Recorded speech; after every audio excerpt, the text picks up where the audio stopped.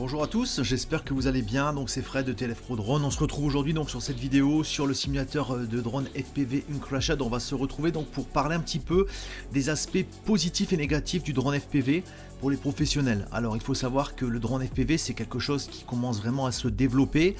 Il y a aussi dans le drone FPV différents niveaux de prestations qu'un professionnel peut avoir. Et je vais vous dire en toute vérité, il y a des gens qui sont plus ou moins bons avec leur drone, mais aussi pour tout ce qui est réglage de vidéos en post-production. On va parler donc de la difficulté du drone FPV, on va parler vraiment de toutes ces choses et on va se retrouver donc sur tout simplement une petite map.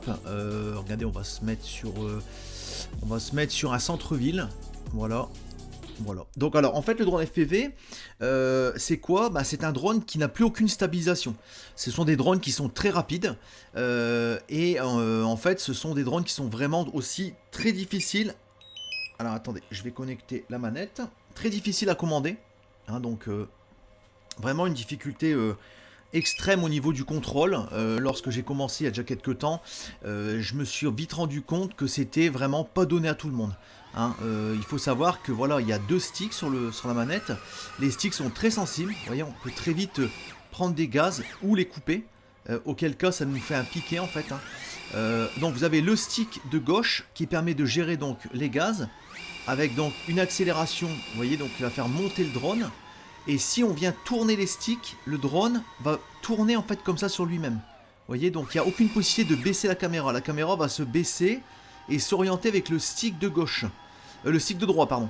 Donc le stick de droit, en fait, si vous le tournez, vous voyez, vous pouvez faire des loopings si vous le tournez à gauche ou à droite. Et si vous le tournez vers le haut ou vers le bas, vous faites des 360. Donc, alors il faut gérer en fait les gaz et l'inclinaison horizontale. Voilà. Avec également le stick de droit qui lui va gérer tout simplement les inclinaisons horizontales aussi, mais d'un autre domaine. Donc en fait, quand on arrive à gérer les deux, on peut réussir à faire ce genre de choses. On peut réussir à faire des tournées comme ça, mais il faut gérer vraiment les gaz à la perfection ainsi que l'inclinaison. Alors c'est très très difficile, franchement il faut, pour bien maîtriser un drone FPV, je dirais pas loin d'une centaine d'heures d'entraînement sur un simulateur, ce qui va permettre en fait de bien gérer la machine et d'éviter en fait tout simplement de se retrouver avec des machines explosées dans le sol. Ou un manque de gaz donné au mauvais moment qui vont faire que la machine va venir s'écraser. Alors ça peut s'écraser sur le sol, donc là vous perdez votre machine, mais ça peut s'écraser aussi sur tout simplement une voiture, un immeuble ou quelqu'un, et là ça peut être dramatique. Donc surtout que ce sont des drones qui vont très très vite, sans compter l'aspect financier, parce que l'aspect financier d'un drone FPV, c'est, on va dire, un bon drone FPV, il faut compter pas loin de 1500 €, plus la caméra que vous allez mettre dessus qui peut coûter facilement, on va dire à peu près entre 500 et 1000 €. Vous en avez pour 2000-2500 € votre drone qui peut partir en poussière, se retrouver au milieu de l'océan ou se retrouver dans un endroit inaccessible, par exemple d'une falaise ou quelque chose comme ça. Donc ça peut très vite tourner au vinaigre. Et malheureusement, lorsque beaucoup de personnes se lancent dans le drone FPV, en fait les gens se retrouvent dans des situations très compliquées. Financièrement ou aussi avec des problèmes de justice parce qu'ils n'ont pas respecté les normes et les environnements où il était interdit de voler, et en fait ils se retrouvent très vite avec des drones qui sont cassés, inexploitables. Donc c'est très démoralisant, très démotivant pour quelqu'un qui n'a pas l'expérience d'aller casser son drone, le scratcher dans un endroit comme ça et de ne plus pouvoir l'utiliser. Donc avant de faire ce que je vous montre à l'écran, il faut déjà plusieurs dizaines d'heures d'entraînement. Alors j'ai la chance, je vais vous dire une chose, c'est que j'ai la chance, c'est vrai, parce que j'ai fait des championnats de France d'e-sport avec des manettes sur console, voilà, les jeux vidéo. Donc j'ai la chance d'avoir, au bout de quelques heures de drone FPV, d'avoir cette possibilité de manier mon drone vraiment assez facilement. Et donc ça m'a permis vraiment de réussir à faire ce genre de choses, d'acrobatie déjà très vite, là où j'ai pu le faire en quelques heures, il a fallu plusieurs dizaines d'heures à d'autres personnes. Donc c'est une chance, c'est un talent en fait que j'ai pu obtenir au fil des années d'entraînement avec les manettes sur les consoles. Mais voilà, c'est pas donné à tout le monde, vraiment c'est pas donné à tout le monde, et il y a beaucoup de désillusions lorsqu'on se lance dans le drone FPV parce que comme je vous dis, ça coûte très cher, ça prend beaucoup de temps pour l'entraînement et on peut très vite se retrouver avec des drames que ce soit matériel ou casse de machine ou même humain. Voilà, donc il y a vraiment beaucoup de choses à prendre en ligne de compte. Et souvent les erreurs, c'est quand on commence à... Les gens vont commencer à se lancer dans les acrobaties. Donc on va remettre les gaz pas au bon moment, donc ce qui va faire que le drone va venir taper le sol. Voilà, comme je vous montre là à l'écran. Si les gaz sont remis au mauvais moment. Si par exemple vous gérez mal les acrobaties, alors par exemple, regardez, je vais vous faire une genre d'acrobatie. Si vous gérez mal comme ça, en fait, quand vous faites des acrobaties, le drone a tendance à piquer vers le sol. Et si vous gérez mal vos gaz, on peut très vite se retrouver avec ce genre de choses. Par exemple, où vous allez perdre le contrôle et vous allez venir taper un mur ou un bâtiment et perdre votre drone. Pareil, lorsqu'on fait un piqué comme ça, on peut très vite se retrouver à venir claquer le drone dans le sol. C'est arrivé à beaucoup de monde, j'ai vu beaucoup de fois sur des vidéos internet, mais aussi autour de moi. Donc voilà, c'est vraiment une pratique difficile et c'est pour ça que les tarifs sont aussi plus chers que le drone stabilisé, parce que c'est plus difficile, on peut très vite mettre les machines en problème, perdre une machine, et aussi par rapport à la qualité des figures qu'on peut réaliser. On peut faire vraiment des prises d'angle et de figures qu'on ne peut pas faire en drone normal, stabilisé, et donc automatiquement la qualité visuelle et le rendu de la vidéo professionnelle qui va être demandée va être beaucoup plus immersif, beaucoup plus impressionnant qu'avec un drone normal, hein. Mais bon, voilà, aujourd'hui je vous parle un petit peu de toutes ces choses là parce que ce sont des désillusions lorsqu'on se lance dans le drone FPV, et souvent les gens se lancent avec des espoirs qui sont loin de leurs attentes, hein, et de leurs pratiques, et malheureusement en fait on peut se retrouver, voilà, avec des désillusions. C'est pas donné à tout le monde, et pour vous donner un ordre d'idée, pour faire des vidéos à des professionnels, il faut, on va dire, tout simplement, on va dire déjà de la maîtrise de logiciels informatiques. Donc vous allez devoir avoir une machine informatique très puissante, donc généralement un PC gamer qui va vous coûter pas loin de 2000 euros. Le drone qui va vous coûter 2000-2500 euros avec la caméra, donc on est déjà pas loin de 5000. Ensuite, vous avez les logiciels de montage, vous avez les logiciels de retouche photo et vidéo, que vous allez devoir payer aussi plusieurs centaines, voire plusieurs milliers d'euros.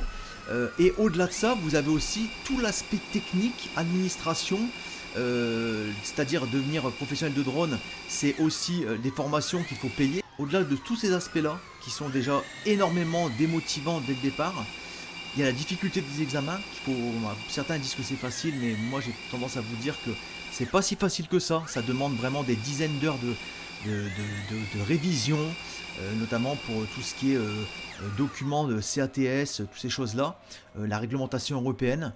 Il y a aussi les restrictions dans certains pays, c'est-à-dire qu'il y a des pays où vous n'aurez même pas le droit d'emporter votre drone dans les compagnies aériennes. En fait, tout est fait pour rendre le drone difficile dans tous les domaines. C'est vraiment parfois décourageant, déconcertant, alors qu'on voit certains pays comme la Chine ou les pays de l'Est comme la Thaïlande, ces choses-là, où il y a vraiment des gens qui font des choses incroyables avec les drones, qui apportent une touche de communication, de publicité à certaines entreprises qui sont tout simplement hyper immersifs et incroyables. Ici en Europe, tout est difficile, tout est compliqué à chaque fois. Il y a des demandes d'autorisation, il y a plein d'endroits qu'on n'a pas le droit de survoler, et c'est toujours vraiment hyper compliqué. Alors, il y a tous ces côtés-là, mais il y a aussi un dernier aspect sur lequel je voudrais tout simplement venir vous alerter, c'est le fait de tout simplement... alors attendez, je vais essayer de vous faire quelques petites acrobaties ici. Le fait de simplement...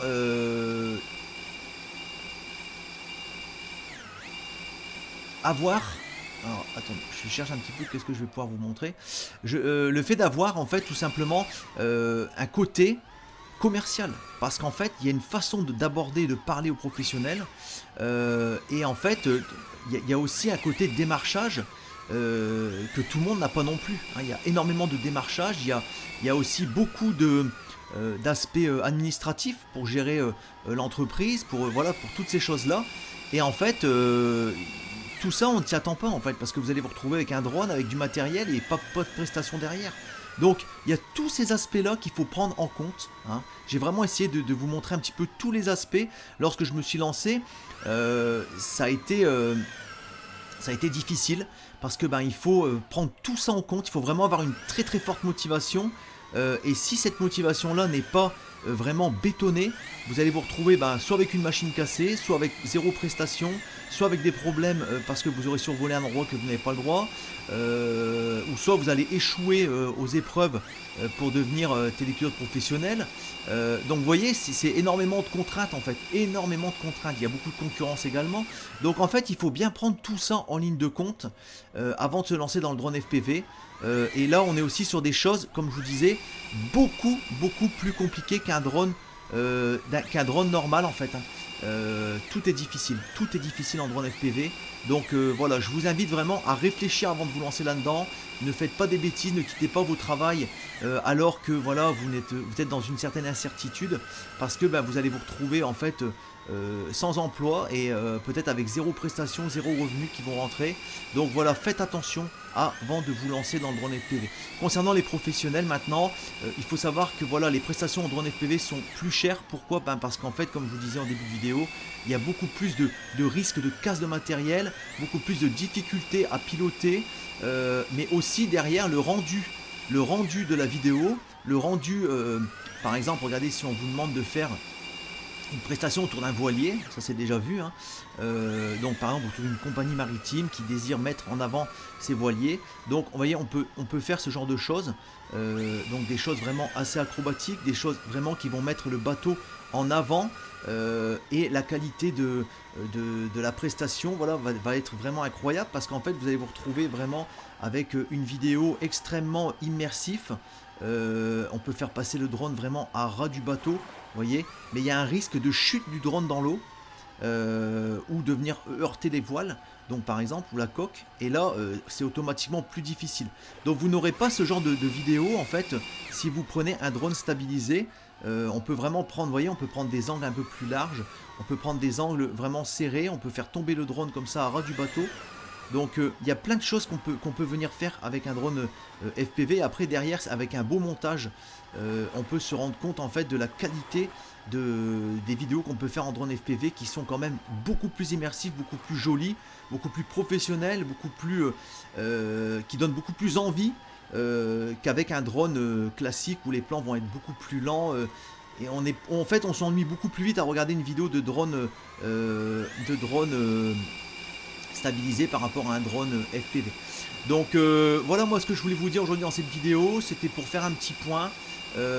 Voilà, si par rapport à vos attentes, hein, vous les professionnels qui cherchez des prestations sur un site internet, on peut proposer des vidéos de drones stabilisés ou de drones FPV qui vont venir donner vraiment une touche supplémentaire de communication à votre société, qui vont apporter voilà un visuel que d'autres sociétés n'auront pas forcément, parce qu'ils n'auront pas encore ce genre de prestations à leur actif. Mais en tout cas, voilà, on peut mixer plein de vidéos. En fait, on peut faire ce genre de piqué, on peut faire des vues un peu plus larges. Voilà, on peut faire aussi des vues extrêmement immersives avec, regardez par exemple, on peut filmer un peu ce genre de choses. Le drone va venir se retourner et va venir, regardez, on peut faire un genre de truc comme ça. Ça peut vraiment rendre hyper bien. Vous voyez, pour une société de bâtiment, ce genre de choses le long de la grue. Vous voyez, donc on vient chercher comme ça, et après le drone va venir prendre la grue comme ça avec un piqué et des genres de rotation sans partir trop dans les extrêmes. Mais vous voyez ce genre de vue qui est complètement incroyable, qui vont montrer en même temps le chantier sur lequel les gens travaillent, mais aussi montrer en même temps le matériel qu'ils utilisent. Donc ça peut tout simplement, regardez, si on peut faire une prise de vue sur les chantiers, vous voyez, on peut faire ce genre de choses. Hop, vous voyez. Hop, et ça peut vraiment rendre extrêmement bien, avec aussi on peut même aller pousser un peu plus loin la chose, hein, avec voilà des descentes en fait vraiment dans les structures pour montrer un petit peu tout ce qui est construit. Voilà, on peut même aller faire descendre le drone ici dedans.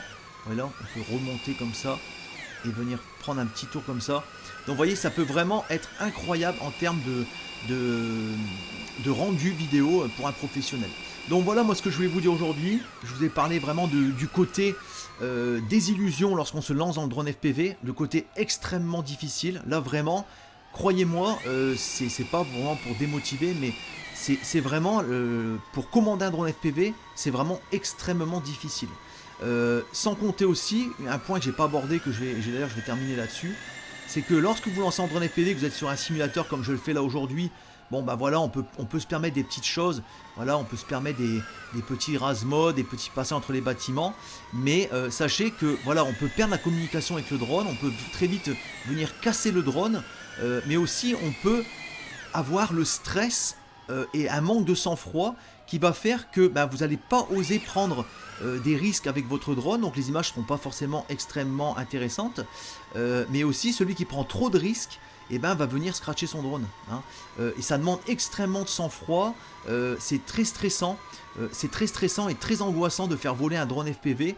On ne se rend pas vraiment compte, mais on peut très vite arriver à des vitesses qui sont très importantes. Et en fait, c'est vraiment difficile.